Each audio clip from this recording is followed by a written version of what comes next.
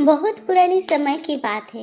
एक गांव में दो सहेलियां थीं और वो दोनों ही इतनी पक्की सहेलियां थीं कि चाहे उन्हें कहीं पर भी जाना हो तो वो दोनों एक साथ ही जाती थी।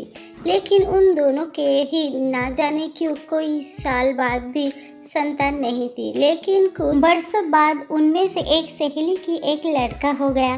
तभी उन दोनों में से एक सहेली ने उस बच्चे को गोद में लेकर कहा कि इस बच्चे का पालन पोषण हम दोनों मिलकर ही करेंगे और हम गांव में किसी को भी नहीं बताएंगे कि इस बच्चे की असली माँ कौन है। उसकी बात पर राजी हो गई और उसने अपने पति को भी इस बात के लिए राजी कर लिया। अब बच्चे का पालन पोषण होने लगा। तभी एक दिन अचानक उनमें से एक सहेली ने अपने बच्चा अपनी गोद में लेकर कहा कि अब तुम मेरी बच्ची को मत खिलाया करो, मैं खुद इसका पालन पोषण कर लूँगी। लेकिन वो वाली सहेली उस बच्चे की असली माँ नहीं थी और शायद उसके मन में खोट आ गया था।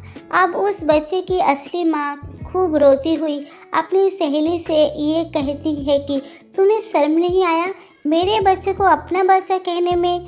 मैंने तुम्हें अपना समझकर ही अपना बच्चा तुम्हें भी खेलने को दिया था और मैंने तो ये भी सोच रखा था कि आगे भी वो हम दोनों को ही माँ कहकर पुकारेगा, मगर तुम तो धोखेबाज निकली और मुझे अपना बच्चा अभी की अभी वापस दो। लेकिन उसकी सहेली ने उसको बच्चा नहीं दिया। अब बात लड़ाई तक आ पहुंची, लेकिन उसकी सहेली ने उसे उसका बच्चा नहीं दिया। तभी बच्चे की माँ रोती हुई गांव के पंच के पास पहुंच गई। तो अगले दिन वही गांव में पंचायत बैठ गई। तभी पंचायत के मुखिया ने दोनों ही सहेलियों से बारी बारी से पूछा कि सच सच बता दो कि ये बच्चा किसका है, हम उसे माफ कर देंगे, वरना झूठ बोलने वालों को हम गांव से निकल बाहर देंगे।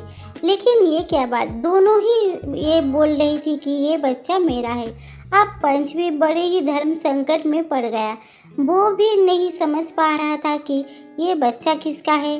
तभी पंच ने एक चाल चली और अचानक उसने गुस्से में किसी आदमी को कहा कि इस बच्चे के 2 टुकड़े करके इन दोनों को दे दो।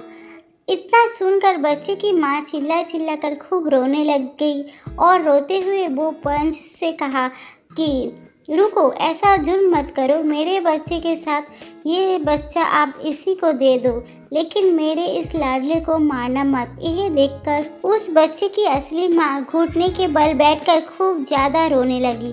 लेकिन उसकी दूसरी सहेली कुछ भी नहीं बोली और वो तो अपनी जीत पर तन कर खड़ी रही।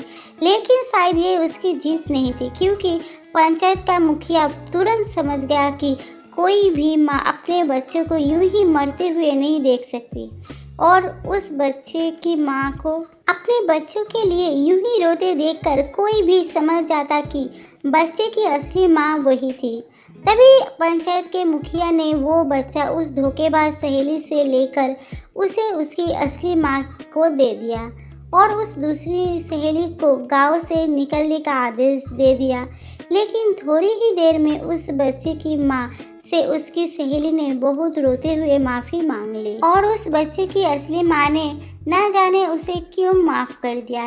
शायद वो एक माँ थी इसलिए, या वो उसकी एक पक्की सहेली थी इसलिए, मुझे भी नहीं पता दोस्तों। एक माँ के दिल की बात। आप सबको अगर मेरी ये कहानी अच्छी लगी तो एक लाइक ज़रूर कर देना। मेरे चैनल को सब्सक्राइब करना ना भूलिए। देखने के लिए दिल से धन्यवाद।